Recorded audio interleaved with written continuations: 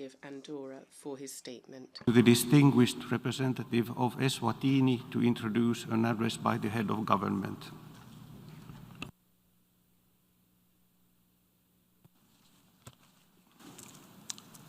Thank you, Mr. President. Excellencies, I have the honor to introduce a pre-recorded statement by His Excellency the Right Honorable Cleopas Sipho Dlamini, the Prime Minister of the Kingdom of Eswatini, during the general debate of the 76th session of the General Assembly. I thank you.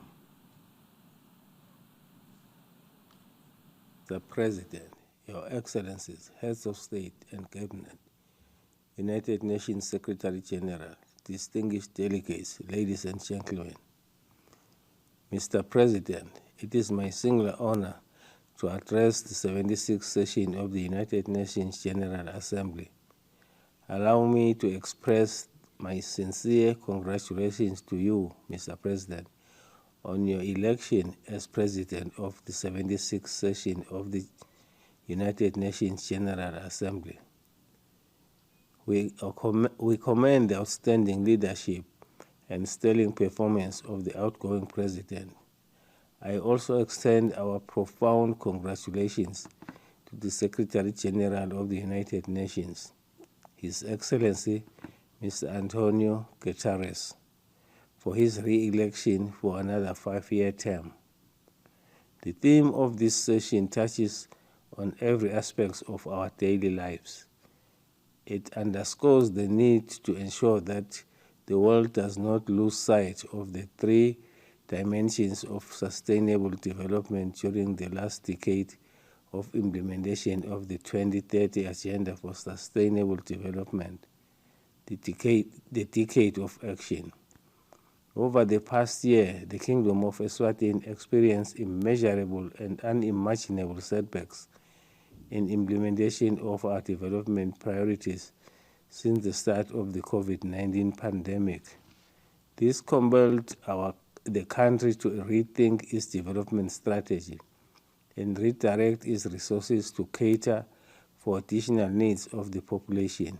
Nevertheless, we have not lost sight of the objective of 2030 Agenda, to leave no one behind. Mr. President, sincere appreciation goes to all the frontline medical workers who have become the first line of defense in the battle against the virulent pandemic, laboring tirelessly to keep us safe. Many of them throughout this challenging period lost their lives for our sake. Without their commitment and sacrifice, the world would not have been anywhere near the path to recovery from this pandemic. In the same vein, similar appreciation and honor also goes to all those involved in research, sharing of expertise and resource mobilization, be it institutions and individuals, for the successful development of vaccines. It is without doubt that the panacea for all practical, effective, and efficient plan to recover from COVID-19 pandemic rests on vaccination of the nation population. This has been demonstrated and proven in countries that have endeavored to achieve herd immunity. Low access to vaccines by many countries remains a cause for concern. Such a scenario has been more pronounced in developing countries, especially countries in special situations in Africa and other vulnerable regions. This was one of the pressing reasons why Eswatini supported the call for a temporary waiver of the obligation of member states under the TRIPS agreement to protect intellectual property rights for technologies related to the prevention, containment of treatment of COVID-19. The Kingdom of Eswatini applauds the establishment of the COVAX facility, which came to existence through efforts by the United Nations in the wake of the pandemic and solely meant to be of assistance to member states, particularly low middle-income countries. As a beneficiary, Eswatini is grateful for such an initiative and also extends further appreciation to to the generous donors, particularly the United States of America, amongst many others, whom their absence, the objective of this initiative would not have been achieved thus far. Mr. President, in this view, the Kingdom of Eswatini commends African countries that have commenced manufacturing COVID-19 vaccines. We bank on the successful implementation of the African Continent Free Trade Area to widen and strengthen Africa's integration process. We are confident that this arrangement will create or strengthen the value chains and the ability of African countries to produce more vaccines. Eswatini has prioritized health for every member of the population, is at the center of our socio-economic agenda. Currently, a significant percentage of our eligible population has been vaccinated, having commenced with our frontline staff and elderly. Most recently, effective 30th August 2021, the Eswatini government commenced inoculation all aged 18 years and above. We aim at reaching herd immunity, hopefully by the end of 2021. Mr. President, the resilience is a multifaceted and complex concept that calls for our attention to comprehend its meaning academically and in practice. It entails the ability to bounce back, and build better from any situation that confronts us. In the context of the pandemic, resilience transcends the health sector to cut across all sectors of the economy. The Kingdom of Eswatini believes that the starting point of building resilience through hope entails access to vaccination by all eligible population, and while doing so, ensuring that no one is left behind. This will determine the ability, power, and speed to recover from COVID-19 and to rebuild sustainably. Like many other countries, the pandemic has been an eye-opener for the Kingdom of Eswatini and has overly sensitized government to rethink resilience and incorporate in its policies. In this view, building resilience has become a cornerstone and an inevitable component in all our mitigation, adaptation strategies, and recovery plans. Mr. President, the pandemic has momentarily shifted our focus from issues that are perpetually on the global agenda, particularly our quest to respond to the needs of the planet, including mitigation and adaptation to persisting impact of climate change. Nonetheless, it has highlighted our interconnectedness in all facets of our daily lives and further clarified the meaning and practicality of living in a global village. Climate-related impacts continue to overwhelm our economy and remains one of the insistent challenges of the 21st century. The Kingdom of Eswatini has not lost sight of its commitment to respond to the needs of the planet. In this view, we reaffirm our resolve to play our part in operationalizing the intended nationally determined contribution that presents steps taken by the country to develop effective climate change responses, whilst fast-tracking the implementation of our objectives for sustainable development and poverty eradication. We look forward to the 26th Conference of Parties to the United Nations Framework Convention on Climate Change, UNFCCC, for the world to reignite, re-engage, and accelerate climate actions.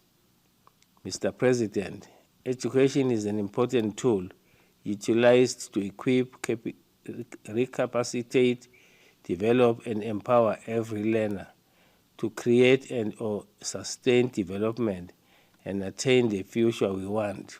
The closure of schools and institutions of higher learning due to the pandemic has had an unparalleled devastating impact to millions of learners.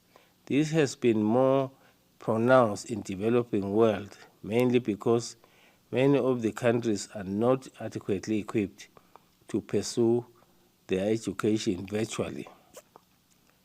The impact of students being out of school for an extended period of time was enormously and a nightmare in many developing countries. The lack of access to digital learning resources was a setback for students' learning opportunities.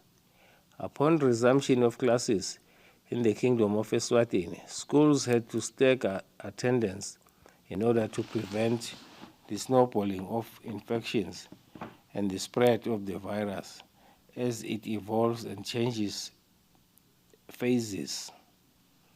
Mr. President, it is important to highlight the fact that our economies have been severely battered. Businesses continue to close down and people are losing jobs. Governments are struggling with rising debt levels. Eswatini is therefore appreciative of the decision by the Board of Governors of the International Monetary Fund, IMF, to approve special drawing rights to boost global liquidity. This cash injection of over 75 million to the economy of Eswatini could not have come at a better time.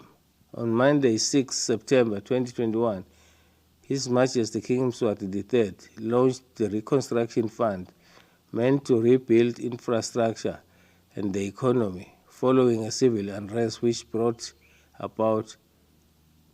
was brought about by a vast array of economic challenges, including the added burden of COVID-19 pandemic. And these funds will assist government advance closer to the target of $200 million US.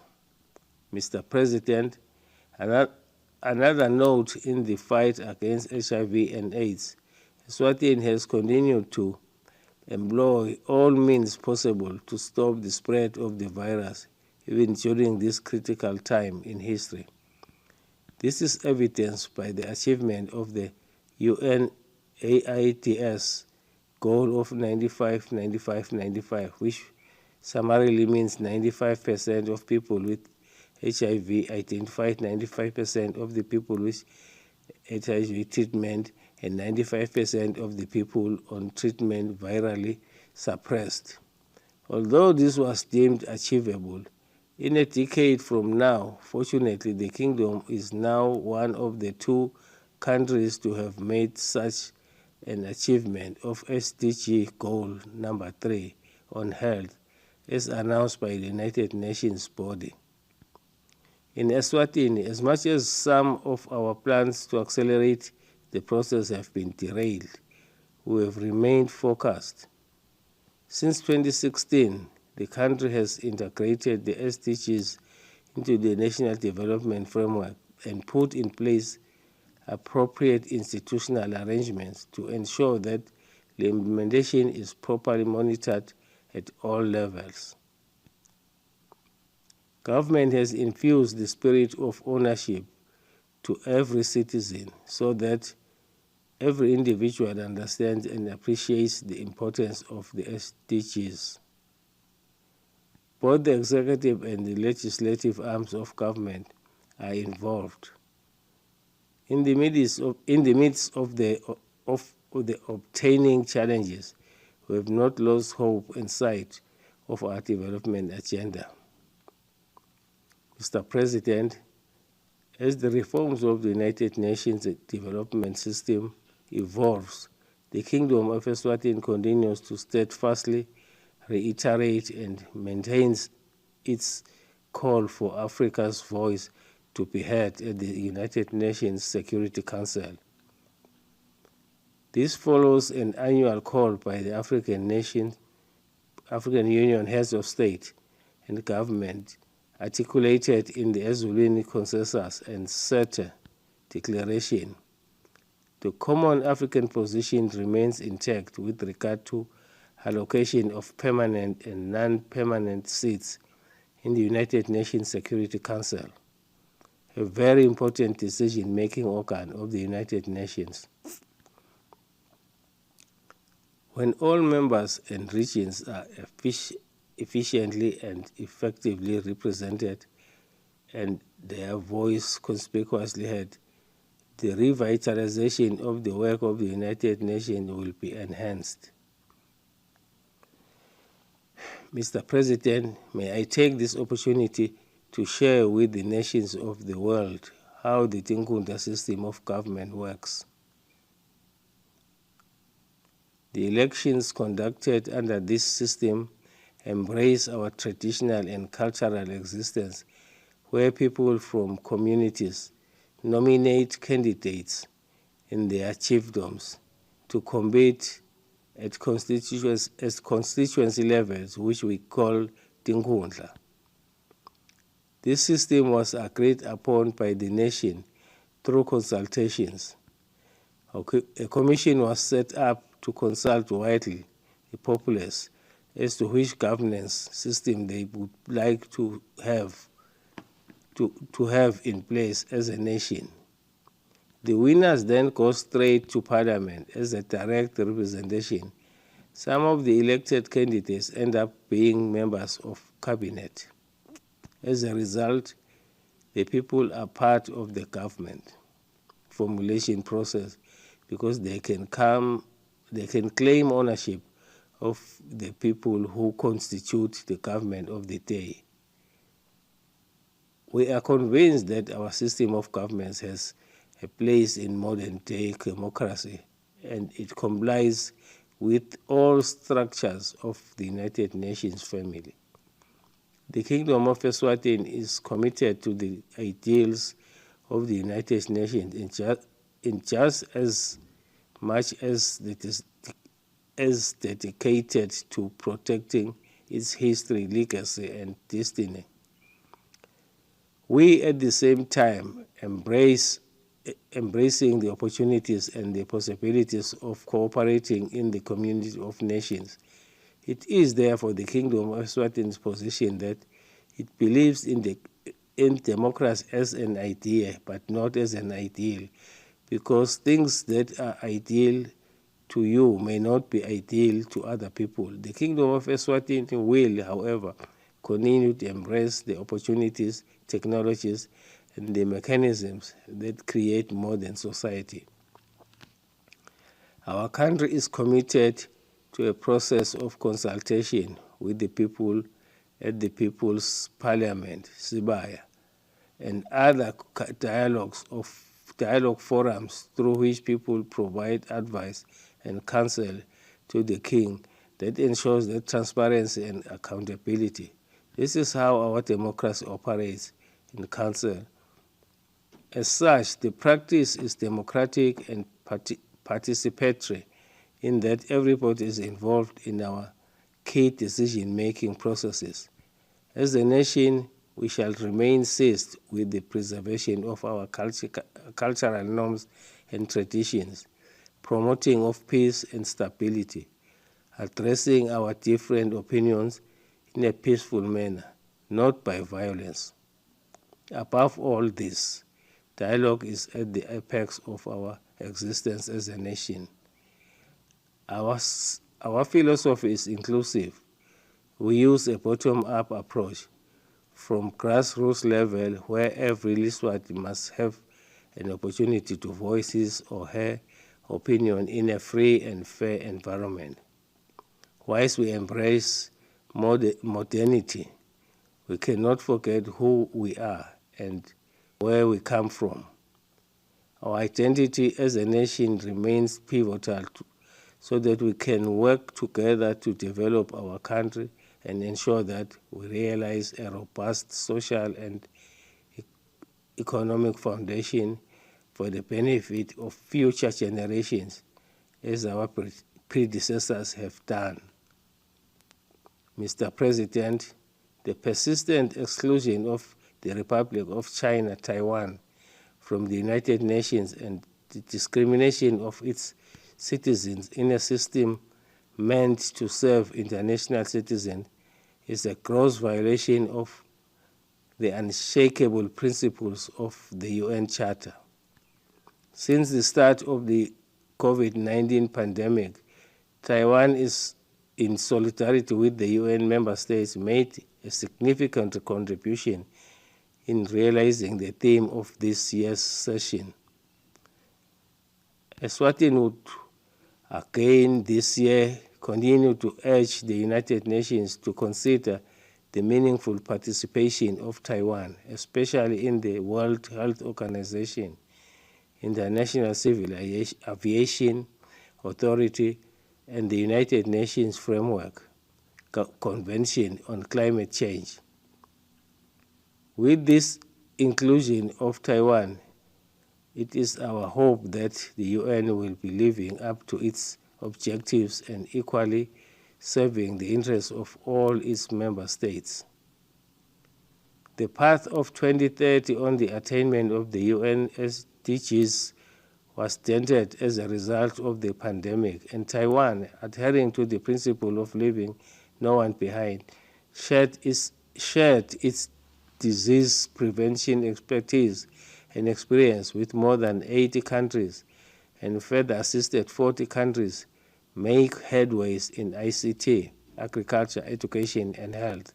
Furthermore, this year, in demonstrating that Taiwan can help and Taiwan is helping, Taiwan continued to send medical assistance in the form of medical specialists and protective equipment for Eswatini's health sector. It is in this light that we call upon for the recognition of Taiwan's efforts for the global well-being. Lastly, the Kingdom of Eswatini can attest to the fact that Taiwan is an indispensable partner and would, if given an opportunity, play a meaningful role in the global body.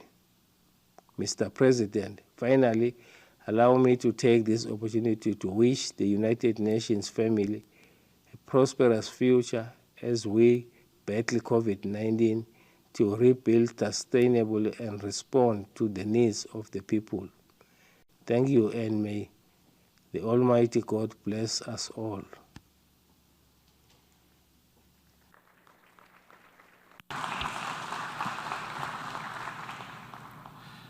On behalf of the General Assembly, I wish to thank the Prime Minister of the Kingdom of Eswatini for the statement just made.